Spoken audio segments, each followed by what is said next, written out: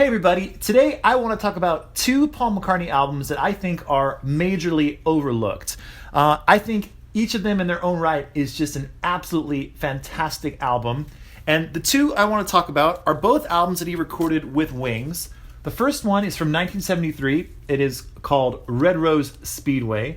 And the second one is from 1978, and it is Paul McCartney and Wings' London Town. First, let's talk about this Red Rose Speedway album. So this is released in 1973, and this happens to be a UK pressing of this album, and it sounds absolutely amazing. If you've only heard a US pressing of this album, if you hear this British pressing, you will be blown away because it's so much better. It's really hard to believe how much better this British pressing is compared to the standard US pressing. And that's saying a lot because the US pressing sounds pretty good, but the British pressing just has so much more magic going on as far as the overall sound quality. And I will show you what the record looks like. And of course, you can get both of these albums, Red Rose Speedway and London Town, on my website, needlemeetsvinyl.com. So go over there and check these out. So that is side one of Red Rose Speedway. And there is side two, and this is in absolutely beautiful shape. And like I said, I did spend a lot of time on Red Rose Speedway and London Town trying to find the best pressings of both of these albums.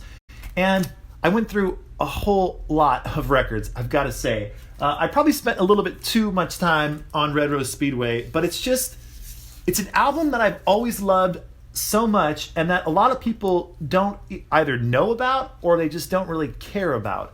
And I really wanted to find a great pressing of it to try to translate how great this album really is.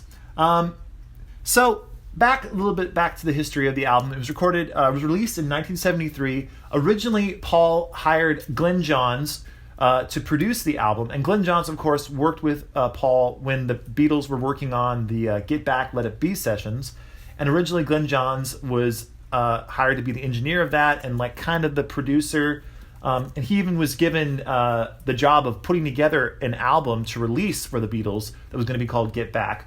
But of course, the Beatles didn't like what he did, and it was never released. And eventually, it was released as the Let It Be album, but it was put together by Phil Spector. But that's a whole nother story. But Glenn Johns, besides his work with the Beatles, also famous work with a bunch of other fantastic bands, including the Rolling Stones. He's just an excellent, excellent engineer. So Paul hired him to produce the original sessions for this album. But what happened was, when the sessions started, Paul told Glenn Johns, he said, "Treat me as if I'm only the bass player in the band. So basically, don't give me special treatment because of my past work with the Beatles. Treat me like I'm just the bass player in a band." So Glenn Johns did that, and apparently right away Paul didn't like that. Even though he told them to treat him like an ordinary band member, Paul didn't like being talked down to or told what to do. So right away there was some problems going on there with Glenn Johns. Also, Glenn Johns didn't really respect the band that Paul had at the time, this Wings band. He thought they weren't up to the same level as Paul, which is probably true. And he also thought the band tended to jam too much and didn't really get down to work. So Glenn Johns only worked on a couple of songs, and then he left the project. And then Paul ended up producing the album himself. Now, another interesting thing about this album is that originally this was going to be a double album. This album that was released in 73 is only a single LP, but it was supposed to be a double album. And just this last year, Paul did put out that original double album for his Paul McCartney archive collection. And I like the double album a lot. I think it's really cool. I think if he had originally released it as a double album, I think it may have gotten a lot more favorable reviews, and it probably would have gone down as one of his first solo career big statements and would have been a big hit, in my opinion. But that didn't happen, because the record label or whoever convinced Paul that he should just make it into a single LP so it would be more commercial. And in actual fact, this actually was a very commercial album. In fact, it was a number one album in the United States, and I think it was in the top 5 in the UK. And it also spawned a #1 single in the US, the song My Love. Now, the song My Love, I think, is a fantastic song, has an awesome guitar solo, but it is, for a lot of people, it is the beginning of Paul's kind of lighter, more sentimental type songwriting that a lot of people don't really like from Paul. Now, I like that stuff. I think it's great. I think he's written some of the best ballads of all time, that could be argued. But I think a lot of his ballad work does kind of cloud his career, because Paul, when it really comes down to it, Paul McCartney is absolutely 100% a rock and roller. He had one of the best voices of all time in rock and roll, along with John Lennon, and which is amazing. By the way, that just made me think how amazing it was that the Beatles had two of the best rock and roll singers ever in the same band. And George, by the way, George Harrison was an amazing singer as well. So just the Beatles are just amazing. But let's get back to Paul McCartney, because that's important. Anyway, Paul McCartney was definitely a rocker, and this album, while it does have My Love on here, which is a very light and really just kind of beautiful ballad, has some rockers on here. In fact, the opening song, Big Barn Bed, is a really excellent rocker, has got fantastic guitars, and on this pressing, those guitars sound phenomenal. They are so nice. And the drums on that song are also really pounding and fantastic, from Denny Seiwell. So I love that opening song. I think it's absolutely brilliant. And then you also get another pretty good rocker called Get on the Right Thing, which is another really excellent tune. And again, on this pressing, it just soars out of the speakers, and it sounds really excellent and heavy, and just a really nice song. This album, for me, like I've said, it is such a good album, and it's such a unique album. I get why some people might be kind of turned off, because some of the lyrical content in here is a little bit weird, and it's kind of hard to figure out what Paul is talking about. It's a little bit like Ram, in my opinion, where some of those lyrics to Ram, I think, turned people off, because it was just like, well, what's he singing about? My dog has 3 legs, your dog, he has none. And with this album, like, he's singing about a little lamb dragonfly. He's singing about, like, oh, give me one more kiss, Big Barn Bed, just kind of a little bit obscure lyrics. But I personally like them, and they're very unique. And if you look at what was happening at this time period in the early 70s, Paul McCartney, as usual, was creating extremely original music, because what else sounded like this? The answer is nothing else sounded like this. And I just think this is such a fantastic record, and just majorly overlooked. So what do you think? Give me your opinions about Red Rose Speedway. And by the way, this very copy, like I said, this is an original UK pressing from 1973, and this is available on my website, needlemeetsvinyl.com. Check it out. I did a whole write-up on this. It sounds phenomenal, and if you have never heard this album, like I said, the UK pressing of this album, and you've only heard the US pressing, you are in for a huge surprise and a fantastic treat. And I must say, I'm going to interject this here, because I've had some people asking me this question, and it's very important to say, and I think I'm actually going to make a separate video talking about this very topic, but I'll say it here.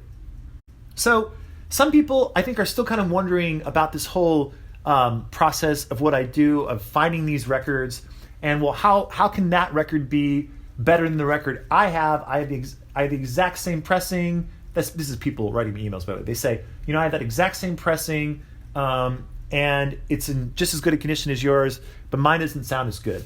Well, here's the thing. Each record is a unique pressing, right? So when you press something, and I talked about this a little bit in one of my previous videos, it's like a stamp. You have a stamp, you have an ink pad. You stick the stamp in the ink pad to get the ink on the stamp. Then you press it on the paper, right? Well, that first pressing you do is going to have a lot of ink on there, and it's going to have a lot of detail and a lot of clarity.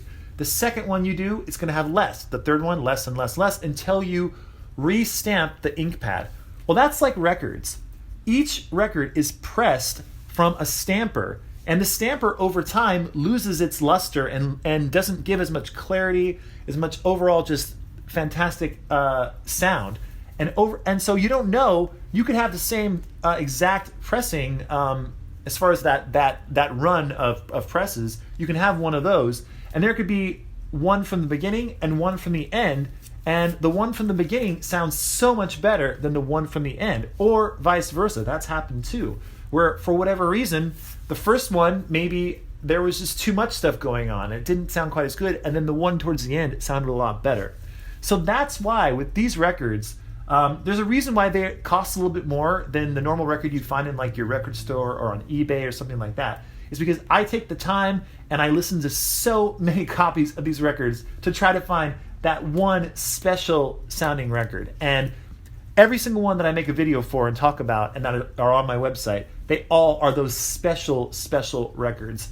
And that's just kind of the whole method of what I do. And it's so rewarding because I gotta say, when you find the right record that has that extra magic something, it is so exciting and so cool because I personally get a joy out of just listening to it.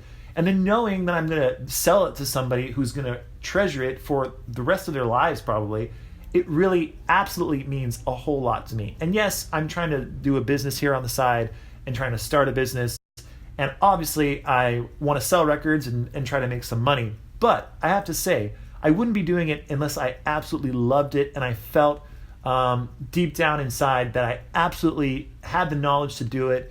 And I was giving people really good results. And I feel very confident about that. In fact, if you want to read some of my customer reviews, a lot of you have been so kind and generous who've bought my records, and you've written reviews about when you got them and how you feel about them. And those are on the website right now. So check that out on neilmeetsvinyl.com, customer reviews. So anyway, check this one out on the website, Red Rose Speedway. It's absolutely fantastic. Let's now talk about London Town. Now, silver rain was falling down upon jury ground of London Town. I think I got that lyric right. I might have gotten it wrong. London Town is another of Paul McCartney's records that I think is majorly overlooked. This is also a Paul McCartney record that, in my opinion, Paul has this amazing talent, knack, whatever you want to call it, for he releases an album, it comes out, and somehow, over time, it gets better and better. So maybe when this came out, it wasn't like a huge exclamation point. It wasn't a home run, right? It was just, okay, it's a good album. It's Paul McCartney. He writes good songs, right? But then somehow, over time, this album has just gotten better and better and better. And for me personally, the first time I heard this album, it was sometime like in the mid to late 90s, I believe, is when I heard London Town. I had the CD of it, and that's exactly how I felt. I liked it. It was pretty good. There was a couple songs that I really liked a lot, but I would tend to kind of skip some songs, and it was just an okay album for me. I didn't listen to it a whole bunch, but then over time, every once in a while, every couple years, I would rediscover it, and I would go, wow, this actually sounds a lot better than I remember. And that happened over and over again until you get to the present day, and London Town is one of my favorite Paul McCartney albums. It's so crazy because it just, over time, has gotten better and better and better. And it's like a fine wine. I mean, I think in the anthology, Paul talks about that. I think after he's playing Mother Nature's Son, there's like an outtake on Anthology 3 where he says, I'm like a fine wine, really. We get better with time. I think it's Mother Nature's Son, one of those songs. But it's so true. This album, it's like a fine wine. It gets better and better and better. Now, again, this album is, this particular pressing is an original UK pressing. And I have to say it again, if you've only heard the US pressing of this, or any other country's pressing of this, there's side 2, by the way. It's got different labels on each side. If you've only heard those pressings and you have not heard this original UK pressing, you are in for a treat, because this album actually kind of rocks a little bit more than you would think. It's got fantastic low end, and the clarity on this, the acoustic guitars, there's a ton of acoustic guitars on here, by the way, and they sound so good. It's unbelievable how good they sound. So it's the high-end clarity of this pressing that is just, it's the star of the show, because on the US pressing specifically, the high-end clarity, it gets a little bit shrill for me, and it doesn't really distort, but it doesn't have that like pristine quality that this UK pressing has. And it's so important when it comes to like albums that have a lot of acoustic guitars, a lot of like strings and stuff like that. That stuff is so important to have really great high-end clarity, and this pressing has it. And this is actually an album, in my opinion, why I think it gets overlooked. Because this came out after Paul McCartney's hugely successful world tour in 1975, 1976. Just extremely successfully, had a bunch of number one hits with like Silly Love Songs, Let 'Em In, all those great songs. And then they released the live album, which actually I have right here. Wings Over America was released. This was a big hit as well. And then when he released London Town, it was the very beginning of punk rock. So there was a new and exciting music happening all around. So people were really into that. And then Paul put out this semi-acoustic, very much yacht rock album. And I think people just kind of didn't have the time for it, or they overlooked it, or there were other albums that to them were more exciting at the time. But thankfully, this album still exists, and you can go back to it and revisit it because it's an excellent album, and just one that I absolutely love. And like Red Rose Speedway, this had a big hit off of it, and that hit is With a Little Luck, which I have always loved that song. In fact, Elvis Costello, in his book, talks about how Elvis Costello would get excited when With a Little Luck would come on the radio because he felt like, wow, here's a song that has great songwriting that's actually on the radio. And it was almost like Paul McCartney has obviously still got it, you know?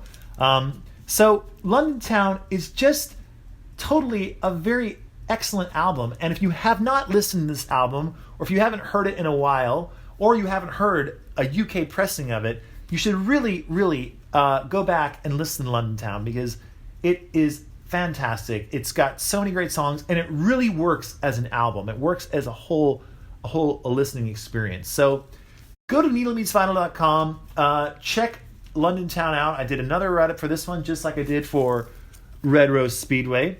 And I should mention that I have some other McCartney albums up on the website that are still available if you want to check them out. And I just mentioned this one.